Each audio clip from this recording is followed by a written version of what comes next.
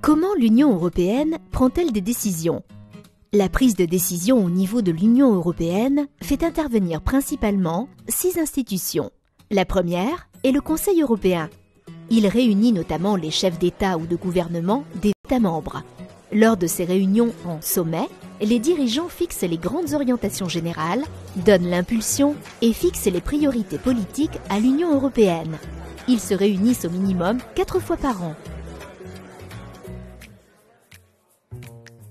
Sur la base de ces priorités, la Commission européenne fait ensuite des propositions de loi dans l'intérêt commun de tous les Européens. Elle est composée d'un commissaire par État membre qui ne représente toutefois pas son pays d'origine. Le texte proposé par la Commission européenne est ensuite débattu, modifié et voté par le Parlement européen qui est composé de députés élus dans les États membres. Ils ne sont pas organisés par nationalité. Ils représentent la voix des citoyens européens et votent les lois en fonction de leurs idées et affinités politiques.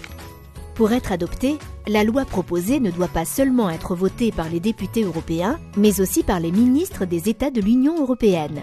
Ces ministres se réunissent au sein du Conseil de l'Union européenne, en fonction du sujet, pour modifier puis voter la future loi. La loi européenne doit être adoptée conjointement par le Parlement européen et le Conseil de l'Union européenne. Mais cela peut nécessiter plusieurs lectures, voire même la réunion d'un comité de conciliation pour trouver un accord. Quand la loi est adoptée par le Conseil de l'Union européenne et les députés européens, elle est transmise à la Commission européenne qui doit veiller à son exécution par tous les États membres.